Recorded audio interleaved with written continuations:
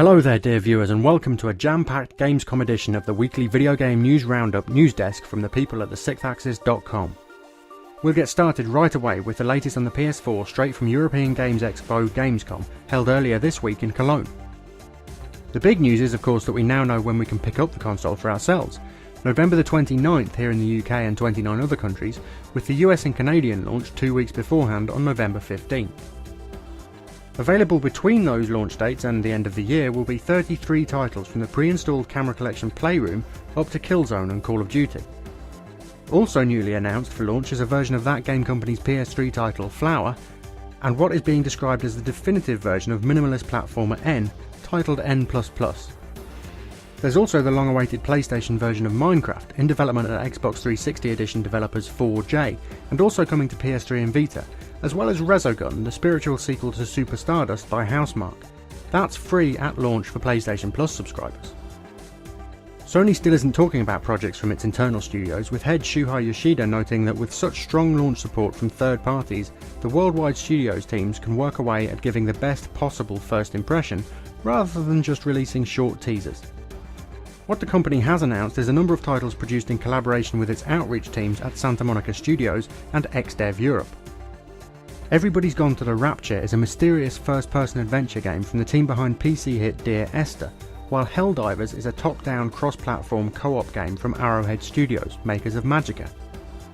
New studio Heavy Spectrum is working on a reboot of Psygnosis-published Amiga game Shadow of the Beast, and Tequila Works, the team behind 360 downloadable Deadlight, is making Rime, which looks like a mashup of Ico and The Legend of Zelda The Wind Waker.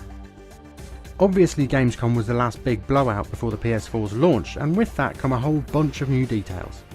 Plus subscribers will see an extra gigabyte of cloud storage added especially for PS4 saves, while Sony is also introducing monthly membership plans and a 14-day trial for everyone who picks up a PS4.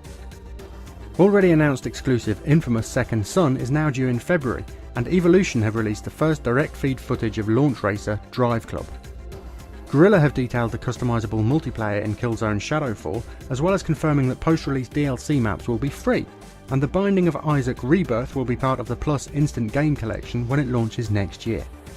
Twitch will join Ustream as an option for those looking to stream their gameplay via the share button. Music Unlimited will now be able to run behind games, much like the console's native music player, and the DualShock 4 will be available in Magma Red and Wave Blue at launch in Europe and later in the US.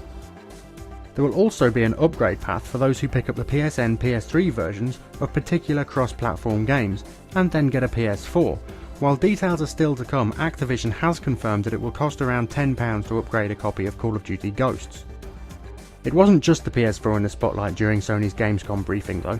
The company announced a price cut on both the PlayStation Vita and its proprietary memory cards, as well as new titles for the platform. Borderlands 2 is getting a port to the portable, as is the classic mode of Football Manager 2014, complete with cloud save syncing between PC and Vita. Newly announced is Big Fest, a sort of roller coaster tycoon for music festivals that actually works as a portal for unsigned bands to promote their stuff, while Murasaki Baby is a unique looking title from new studio Ovo Sonico, founded by the director of The Shadows of the Damned. There's also confirmation that cross-platform party chat will be possible between PS4 and Vita, and word of a new version of Lemmings, designed especially for the platform. Even PS3 got a look in, with dates for both Rain, October the 2nd, and Gran Turismo 6 on December 6th announced. There's also a new mode in GT6 called Vision Gran Turismo, which will allow players to race concept cars from manufacturers and designers, and Sony is also releasing a free-to-play base version of Little Big Planet called Hub. That includes the first worlds from LBP 1 and 2, with further levels and costumes available as in-game purchases. But that's not all. Sony also announced more than 25 downloadable games coming to its platforms over the next few months.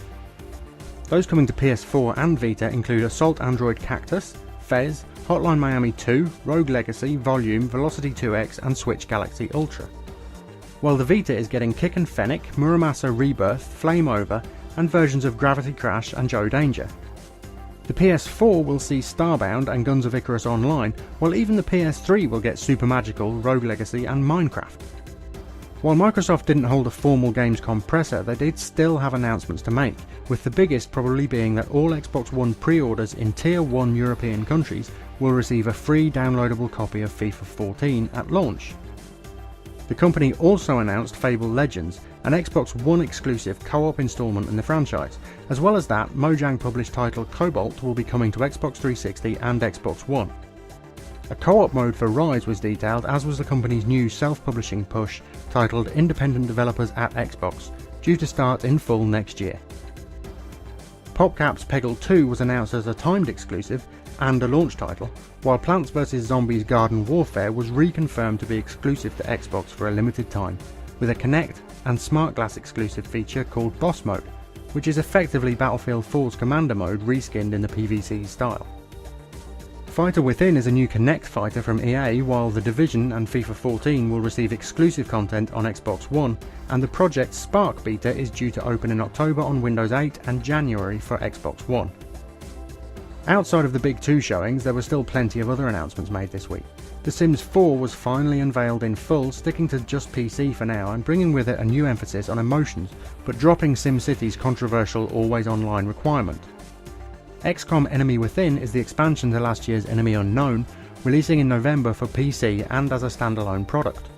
Ubisoft's Child of Light is apparently a combination of Limbo and Final Fantasy VI, inspired by fairy tales, being built on Rayman Legends' UbiArt framework, and led by Far Cry 3 director Patrick Plurd. EA has announced a free-to-play mobile reboot of Dungeon Keeper, as well as the cross-platform Heroes of Dragon Age in development at Capital Games. Castlevania Lords of Shadow Mirror of Fate HD is confirmed for PS3 and Xbox 360, Eve Valkyrie is an Oculus Rift enabled tie-in to the spacefaring MMO, and Dynasty Warriors 8 Extreme Legends has been announced for PS3 and Vita in Japan. In other news, Microsoft CEO Steve Ballmer has confirmed that he will be retiring at some point over the next 12 months. The Division is confirmed to be coming to PC, and Origin has introduced a 24-hour returns policy on EA titles, or up to a week if you don't even launch them. Games for Windows Live will be closing down on July 1st, 2014, and games that rely on the platform like Age of Empires Online and Microsoft Flight are already being removed from digital marketplaces. Both WildStar and The Elder Scrolls Online will rely on a monthly subscription fee rather than the free-to-play model favoured by many recent and upcoming MMOs, although WildStar will also offer a hybrid model allowing players to trade access in the in-game marketplace. World of Warplanes is due to launch in September, with the beta for Dark Souls 2 arriving a month later, while Plants vs Zombies 2's first post-launch pack is far future and due later in the year. Beyond Two Souls will feature a co-op mode playable with two controllers or even with iOS and Android devices, and the latest update to the PlayStation Mobile SDK has added PSN leaderboards. Finally, a new Pokemon-themed fighter of some kind has been spotted in a promotional video for the upcoming X and Y games for 3DS. Hitman Absolution has been listed for PS4, following similar rumblings about Eidos stablemate Tomb Raider in recent months. And Fumito Ueda has confirmed that The Last Guardian is indeed still in development at Sony's Japan studio, although imminent titles like Puppeteer and Knack are taking priority right now. Finally, those looking for a decent upgrade in this year's FIFA title for Vita will be disappointed. EA has confirmed that FIFA 14 for the platform will indeed be another stat update and reskin of launch title FIFA Football, much like last year's FIFA 13. It's chart time, and new entry Payday 2 is straight in at number 1. Last week's number 1 Minecraft Xbox 360 edition is down to 2, Call of Duty Black Ops 2 is up 4 to number 3, FIFA 13 is down 2 in 4th, and Animal Crossing New Leaf is still at number 5. Elsewhere in the chart, The Last of Us sticks around at number 6, The Smurfs 2 drops out of the top 5 to number 7, and Tales of Xillia, last week's number 4, is down to this week's number 29. The usual last few bits to close out the show. September's PlayStation Plus content includes Assassin's Creed 3 and the Jak and Daxter trilogy for PS3, Urban Trial Freestyle and New Little King Story for Vita, and Stealth Inc. for both platforms. It's the last week of both the PlayStation Memory Sale and the PSN Summer Sale, so be sure to pick up the deals before they vanish. Of note, Little Big Planet Vita is less than £6, and GTA 4 is around a £5 or £2.